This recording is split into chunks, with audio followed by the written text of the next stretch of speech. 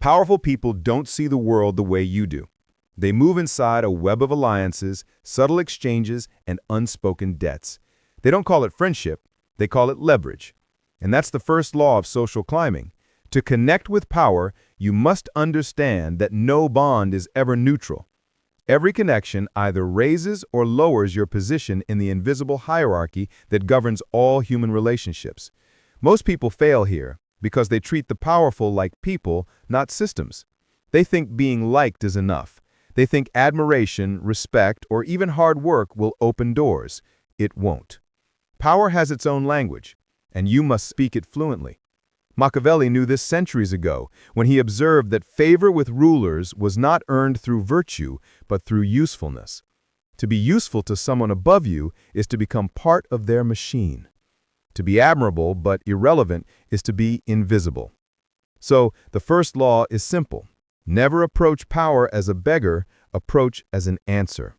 The moment you show need, you've already lost status. The moment you show value, you change the dynamic. People with power are surrounded by takers, advisors, flatterers, parasites disguised as allies. They instantly feel when someone adds weight to their empire or drains it. Your task is to position yourself as a stabilizer, someone who quietly makes things easier, smoother, stronger. You don't compete with their power, you complete it. But to do that, you must follow the second law. Observe before you move. The greatest mistake a social climber makes is acting too fast, speaking too much, revealing too soon. Machiavelli wrote that one must study men as one studies the terrain before battle. The powerful often hide behind personas, but their real desires, fears, and insecurities always leak through subtle cracks.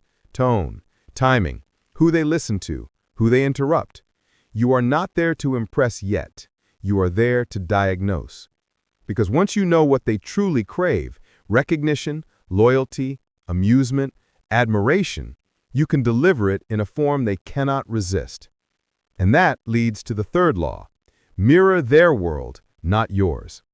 The powerful expect familiarity, not foreignness. They trust those who reflect their values back to them, even subtly. You don't copy, you harmonize. If they are pragmatic, you become practical. If they prize exclusivity, you speak in the language of rarity. It's not about deceit, it's about rhythm. When you match their rhythm, they stop feeling they're dealing with a stranger. They start believing you get it. And in that moment, your outsider status begins to fade. But harmony alone is not enough, which brings us to the fourth law. Maintain mystery in your value. You must never appear fully known. When you reveal everything you can offer, you become a product, and products are replaceable. Machiavelli's genius was in understanding that partial revelation creates demand. You want them to sense that you have more depth than you show, more reach than you display, more connections than you admit. When they sense there's something you're not saying, curiosity replaces indifference. You go from being one of many to one of few. Yet this must be handled with precision, because the fifth law says, appear humble in ambition, yet fierce in execution. The powerful despise overt hunger for status. It reminds them of their own climb, of the years they spent clawing up, and they prefer not to see that reflection. So you must appear calm, patient, indifferent to advancement. But when opportunities appear, you move decisively, even ruthlessly. The powerful recognize this duality instantly, restraint with purpose. It signals that you understand the rules, but play them with your own rhythm. Then comes the sixth law. Make powerful people compete for your loyalty. Nothing flatters the ego of a ruler more than believing someone of value chose them. If your allegiance feels automatic, it loses worth. You must position yourself as someone worth courting. The secret is to create light friction, not rebellion, but independence. If others of influence seek your time or respect, let that be known subtly. It raises your price without words. As Machiavelli mourned, those who make themselves too available to a single master become disposable. The powerful protect what is hard to possess. And the seventh law, learn to turn flattery into strategy. Empty praise is poison. The powerful hear it all day. What makes yours different is precision. Instead of saying you're brilliant, say your timing on that decision was exact. No one else could have read the moment that clearly. Now your compliment carries insight.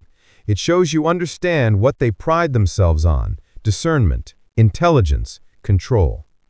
When you praise the right qualities, you reinforce their self-image. And when you reinforce their self-image, they associate that feeling with you.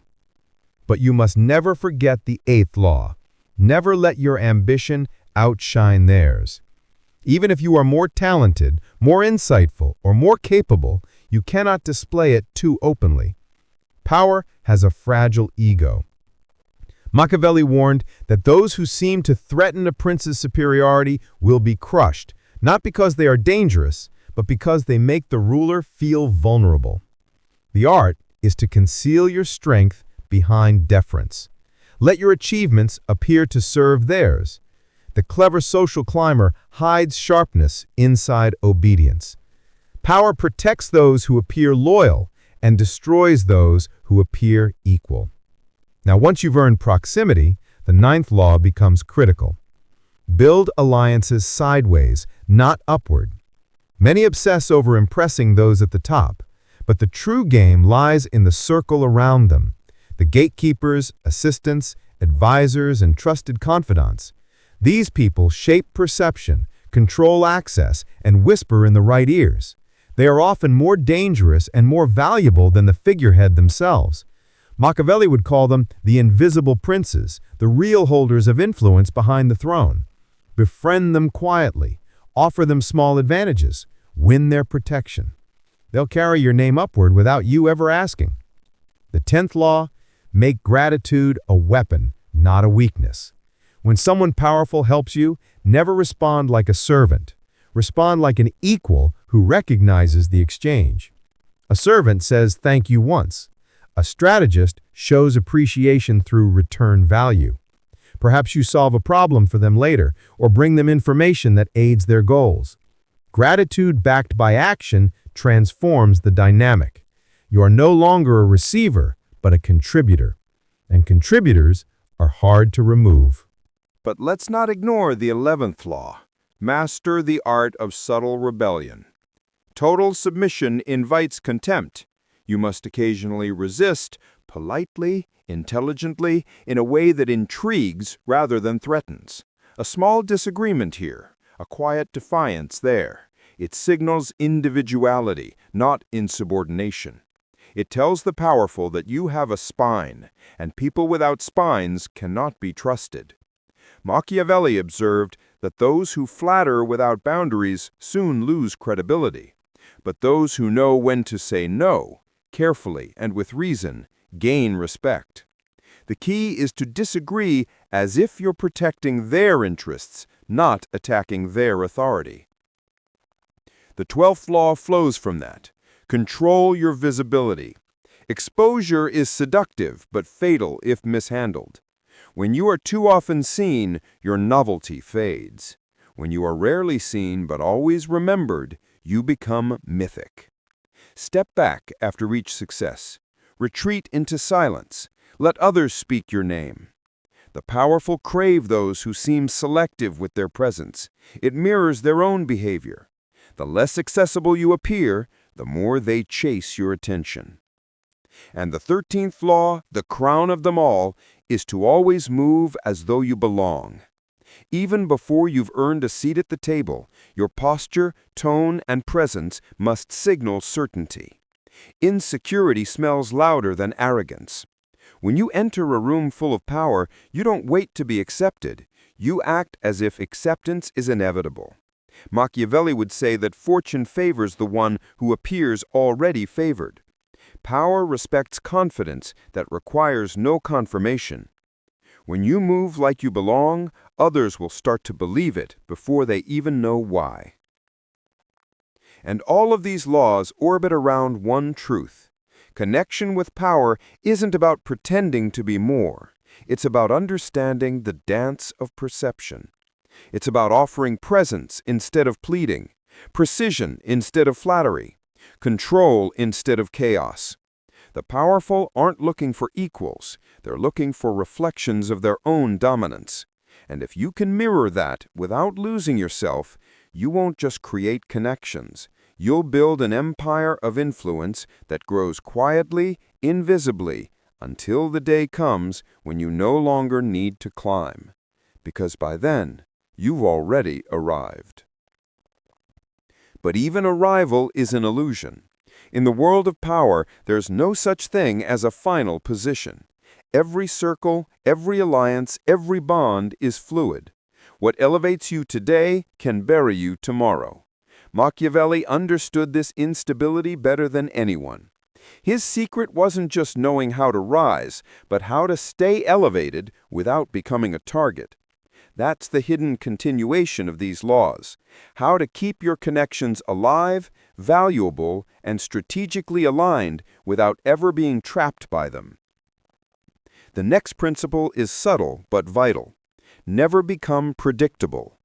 The moment powerful people can fully anticipate you, they lose curiosity, and curiosity is what keeps them engaged. Predictability kills fascination. You must occasionally shift tone, direction, or energy just enough to stay unreadable. That doesn't mean chaos, it means being capable of surprising them without ever alarming them. Maybe you're the calm one who suddenly brings a brilliant idea to the table, or the quiet one who acts decisively when no one expects it. That spark of unpredictability creates an emotional hook. They remember you as the one who could always be counted on to break the monotony of their world. But unpredictability only works if grounded in control. So balance it with the next principle. Learn to vanish strategically. Silence is power's favorite ally. When you disappear for a while, people start wondering where you went, what you're planning, whether you've advanced somewhere else. That curiosity keeps your name circulating. The powerful respect those who know how to withdraw. It signals independence. You're not orbiting anyone's gravity. You have your own center. When you return, return with momentum, a win, a story, an insight, something that justifies your absence. Every reappearance should feel like an event, not an accident. And this connects to a deeper layer. Your social image must always seem slightly larger than your actual status.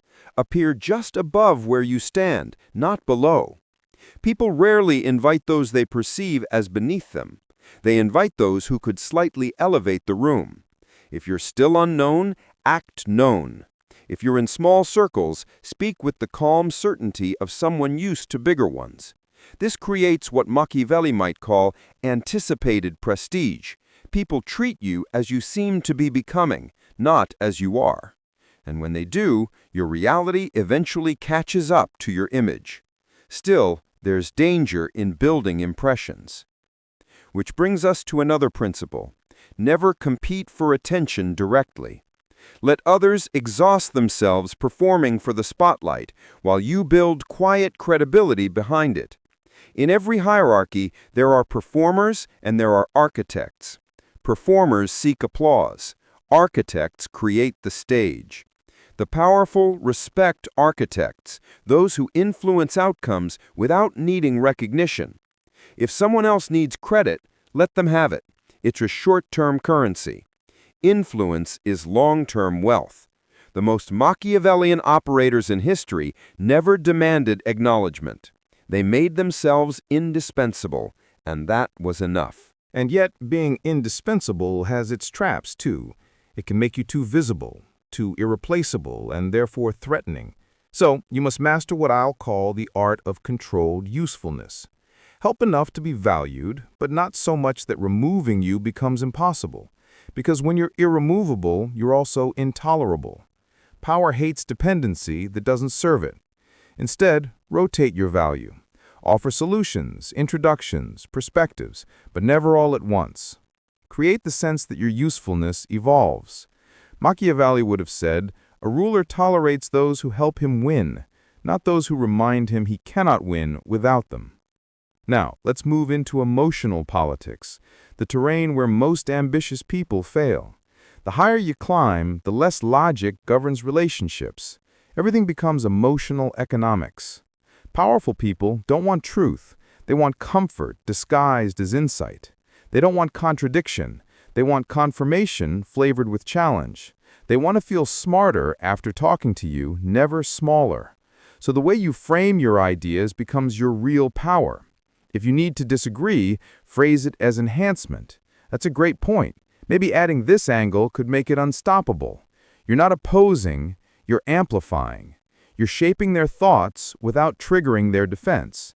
That's how influence works, through emotional calibration, not intellectual dominance. And because of that, the next rule becomes indispensable. Always be the calmest person in the room. Power gravitates toward emotional stillness. The loudest voice may dominate attention, but the quietest one often commands respect. When others panic, stay composed. When they argue, listen. When they react, analyze. Stillness radiates control, and in any hierarchy, control is magnetic. Machiavelli taught that fear is not always enforced with violence. Sometimes it's earned through calm unpredictability. When people can't tell how you'll react, they proceed carefully. Your restraint becomes its own authority. From there comes the next principle, perhaps one of the hardest.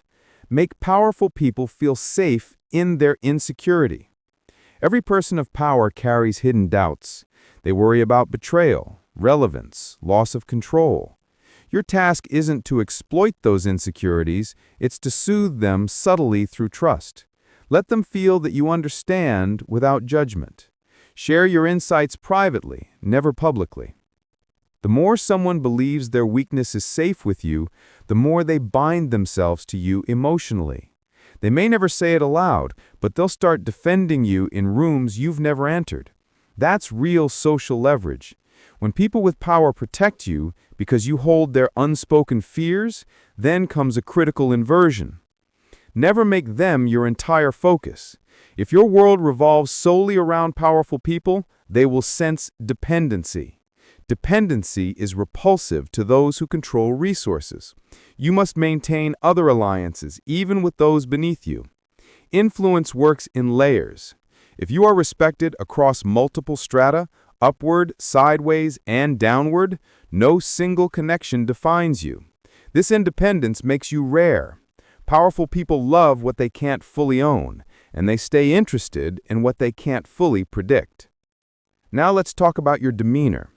People often think social climbing means constant performance. It doesn't. It means mastering contrast. Be restrained in speech, but vivid in expression. Be polite, but never submissive. Be warm, but never available. That delicate tension, approachable yet untouchable, is what draws people in.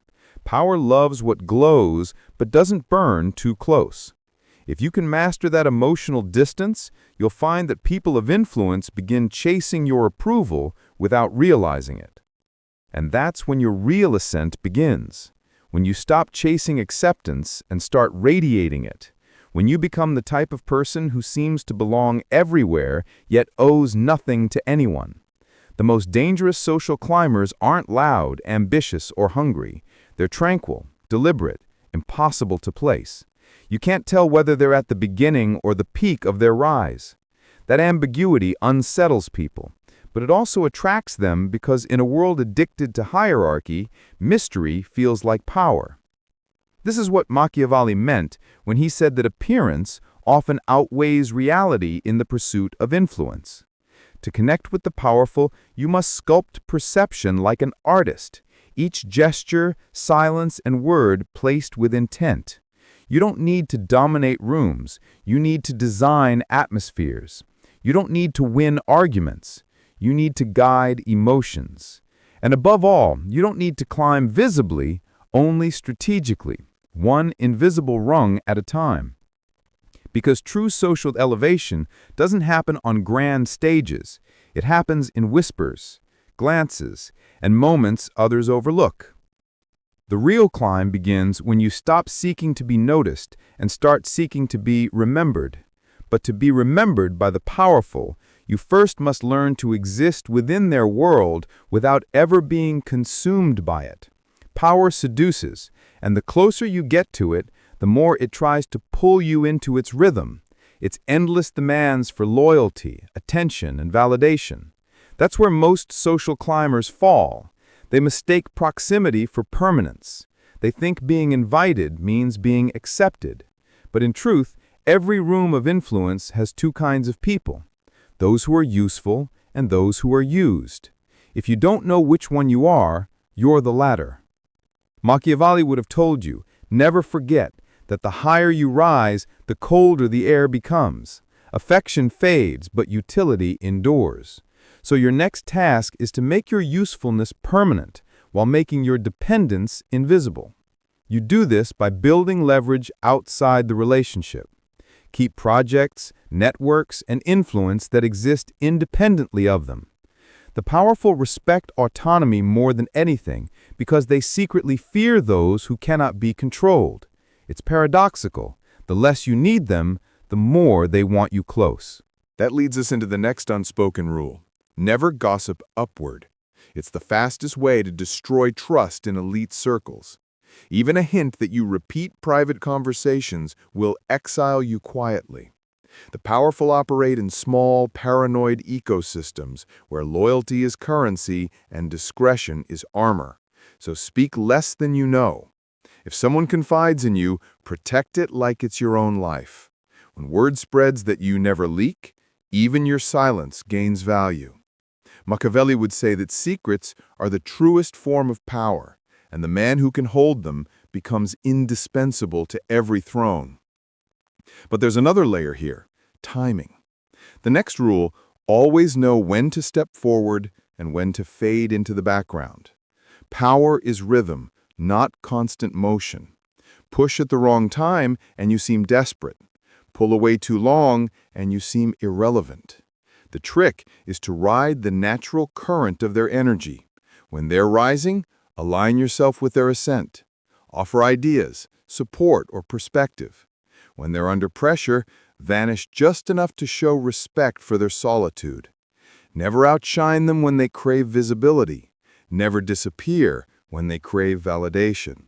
The powerful remember those who read them without being told.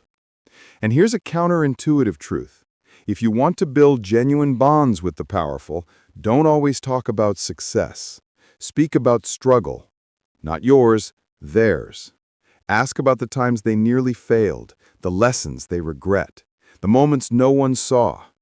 Power lives in performance, and the rarest intimacy is found in vulnerability. When someone of status realizes you see their humanity, not their title, you step out of the crowd and into their circle. Because everyone flatters their strengths, few respect their scars. Now there's another principle Machiavelli implied, but rarely stated directly: the art of playing smaller than you are. Pretend to underestimate your own influence. Let others discover it. When you act unaware of your growing reputation, it disarms envy. The powerful prefer those who rise naturally, not those who announce their ascent. The less you advertise your climb, the more others accelerate it for you. They'll speak your name, recommend you, defend you, all while believing it was their idea. Still, this quiet ascent depends on one invisible weapon: your reputation. Guard it like gold, not through defensive explanations, but through consistent behavior. You don't correct rumors, you drown them in undeniable proof. Machiavelli warned that reputation often decides wars before they begin. If people believe you're competent, loyal, and discreet, they'll act as though you are, even if they never verify it. Perception becomes reality in the hierarchy of influence. Then comes the rule of reciprocation, one of the most subtle and most misused.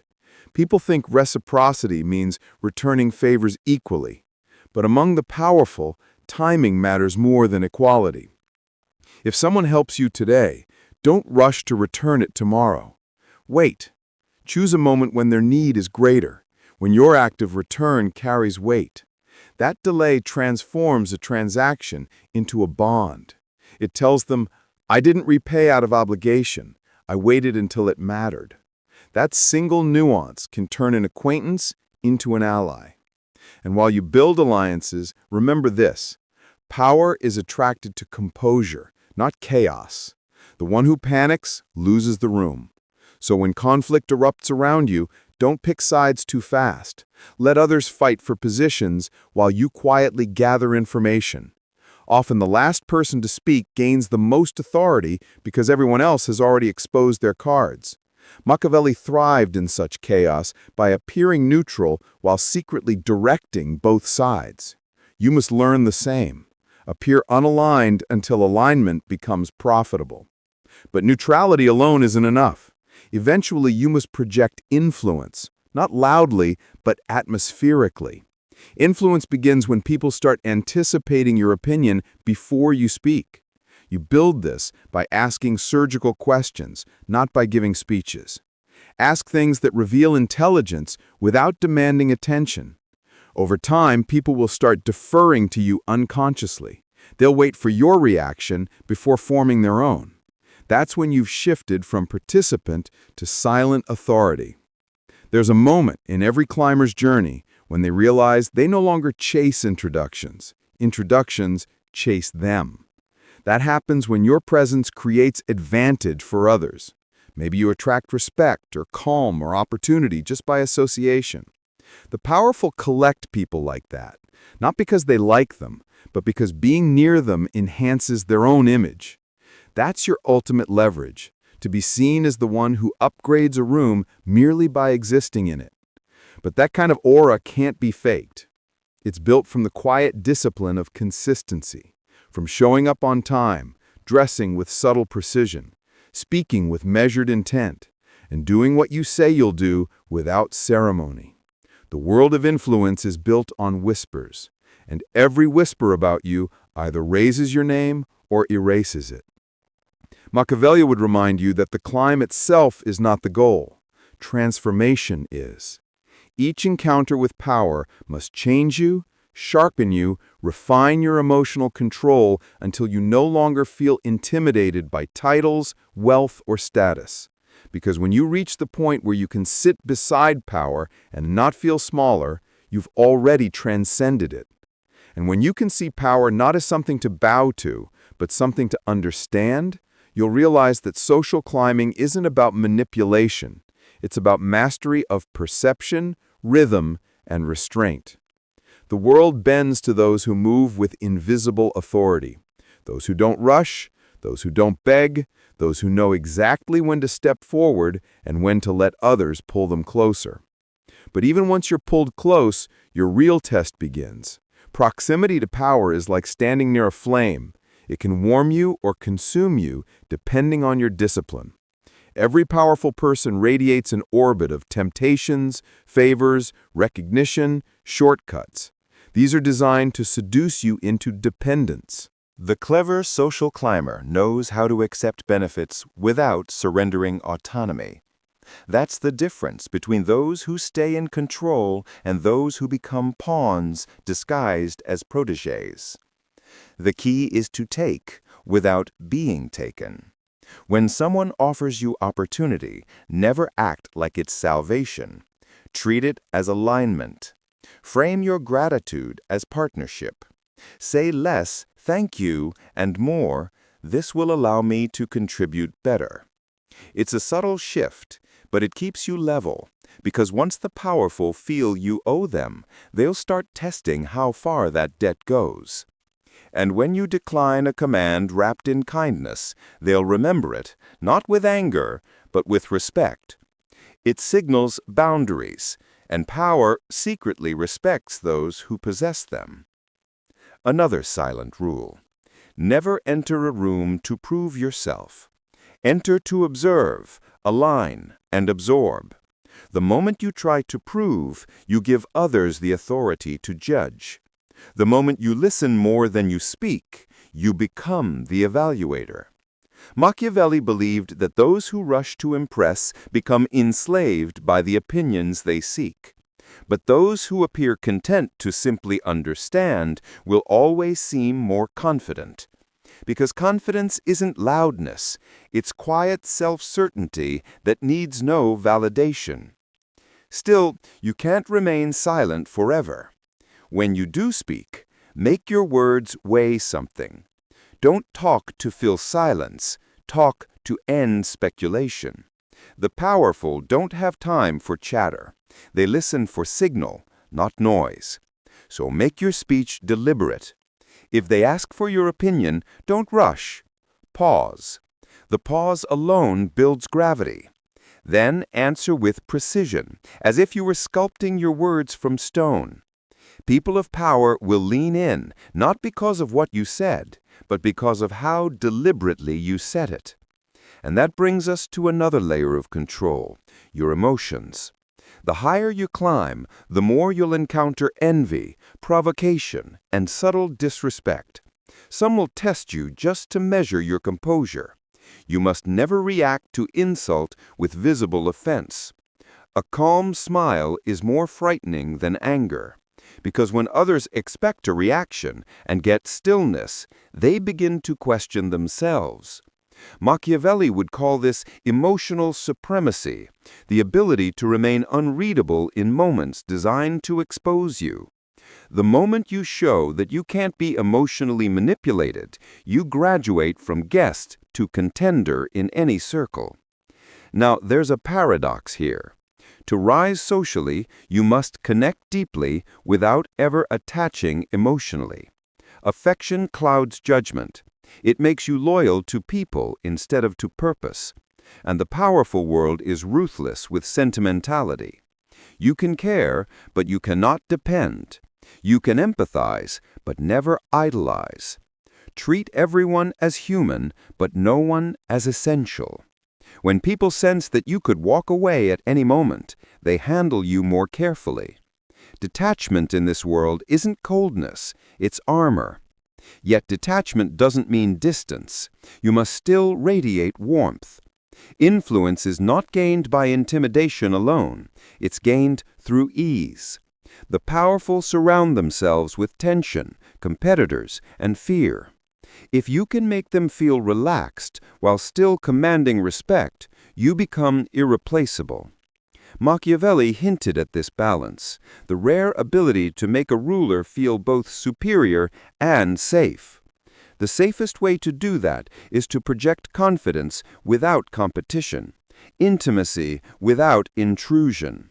Be their quiet stability, not their storm. And here's something few ever grasp. Humor, used wisely, is one of the greatest social tools in existence. It disarms, connects, and signals emotional intelligence. But it must never feel performative. Laughing at the right time shows empathy. Forcing laughter shows weakness. A single well-timed comment that lightens tension can achieve more than 10 strategic compliments. Humor at its best is the language of equals. It momentarily erases hierarchy. If the powerful can laugh with you, they start seeing you as part of their inner circle rather than an outsider seeking entry. Still, laughter doesn't last. Memory does. That's why the next rule is about residue. Every encounter must leave a trace. People rarely remember details. They remember impressions. After speaking to you, the powerful should feel one of three things: curiosity, admiration, or reassurance. Anything less means the moment was wasted. The best way to leave that trace is to say something that lingers, an idea, a phrase, or even a question that replays in their mind later. You're not trying to dominate the conversation, you're trying to echo in it. And to build that kind of resonance, you must become what Machiavelli would have called a student of pattern. Study how influence moves in rooms. Notice who talks to whom, who interrupts whom, who laughs at whose jokes. These are signals of power distribution. Learn them quietly, and soon you'll navigate social structures with surgical precision. You'll know when to speak, when to vanish, when to praise, and when to withhold. Every moment becomes a chess move. And you'll stop playing checkers with people still seeking attention while you're building influence. But all this strategy, all this restraint means nothing without one essential trait: patience. The climb to connection is not measured in meetings. It's measured in impressions compounded over time. You don't conquer a hierarchy by bursting into it. You seep into it slowly, invisibly, until one day no one remembers when you arrived, only that you've always been there. And that's the invisible Machiavellian art: to rise without visible ascent, to become vital without anyone noticing the moment it happened. The world of power rewards not those who declare their worth, but those whose worth becomes quietly undeniable. And once your worth becomes undeniable, the game transforms. You're no longer the one trying to enter the room. Now you're shaping how the room feels when you're in it. But this stage demands a different kind of intelligence, a deeper one. You can no longer just seek connection with the powerful. You must now sustain it. And sustaining it requires something few people ever master: psychological distance wrapped in social closeness. You must learn how to be trusted without ever being fully known. Here's where most falter. They confuse familiarity with influence. They get too comfortable, start speaking too freely, and forget that in the presence of power, every word has weight. Machiavelli warned that the downfall of many promising courtiers came not from betrayal, but from loosened tongues. When people of influence feel you're too open, they stop viewing you as mysterious and start viewing you as manageable. So you must guard your thoughts like state secrets. Reveal only what strengthens your image, not what satisfies your urge to be understood. Power rewards enigma, not confession. But that secrecy must never feel like distance. You still need to project connection. So master the art of selective intimacy.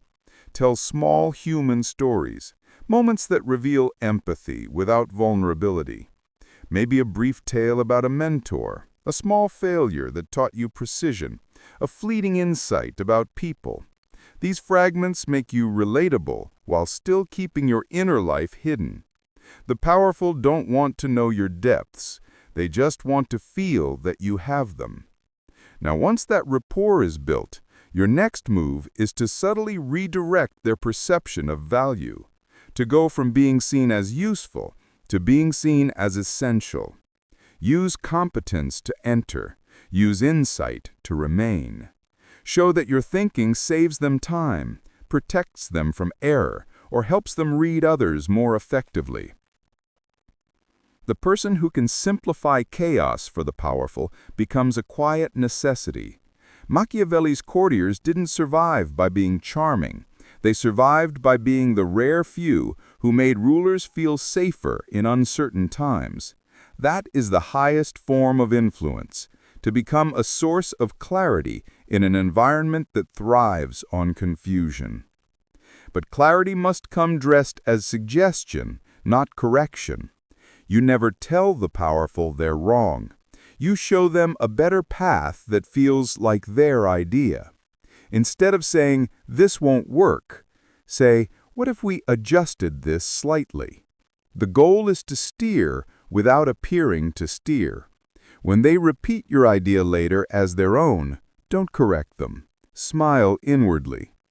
Influence isn't ownership of ideas, it's ownership of outcomes. There's another layer you must understand. Hierarchy is emotional theater. The powerful constantly perform certainty for the world, but behind closed doors, they oscillate between confidence and paranoia.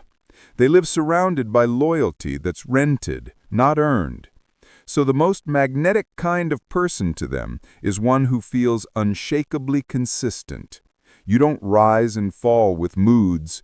You don't flatter today and withdraw tomorrow. You're a calm, enduring presence, the quiet mirror that reflects their stability back to them. Now here's something Machiavelli never said outright, but practiced flawlessly. You must manage envy with precision. Envy is the shadow of success, and the higher you rise, the more it follows you. You can't avoid it, but you can disarm it. When someone feels threatened by your competence, redirect attention to your loyalty. When they envy your rise, attribute your success to luck or mentorship. Downplay what they can't handle, because power doesn't always attack openly. It often undermines through whispers. Your humility, even if strategic, is your shield. And while you're protecting yourself, remember to cultivate your replacements. It may sound counterintuitive, but nothing terrifies the powerful more than people who seem irreplaceable. They start imagining how to remove them. So you do something no one expects. You empower others. You introduce new talent, delegate small victories, make others shine under your orbit. It signals confidence and security, and in the process, you weave a quiet web of loyalty beneath you. Power that depends on one person is fragile. Power that flows through many who owe you is indestructible. Another secret: never mirror desperation. The powerful test people constantly, not by what they say, but by how others react to their absence. If you lose composure when they go silent, you've failed. When they withdraw, you must not chase. You must mirror their stillness. Silence from power is often a test to measure your dependence. Pass it by staying unmoved. Your calmness becomes your credibility. At this stage, something strange begins to happen. People start treating you as though you belong to a higher order of perception. They begin seeking your approval, repeating your phrases, adjusting their tone to yours. Don't resist this. It's the invisible ascent Machiavelli admired when influence flows toward you naturally, not by force. The mistake would be to celebrate it. The wise operator simply stabilizes it, never flaunts it. You must look like you carry power lightly, as if it doesn't even interest you. Nothing draws respect faster than restrained dominance. And as your circle expands, the rules of behavior shift once again. You'll begin meeting those above the ones who once seemed untouchable. Here the air grows thinner and the risks sharper. In these upper circles, charisma loses to subtlety, and loyalty becomes theater. Everyone smiles, everyone praises, and everyone quietly calculates. The only defense here is self-containment. Never speak casually, never share rumors, and never let admiration blind you.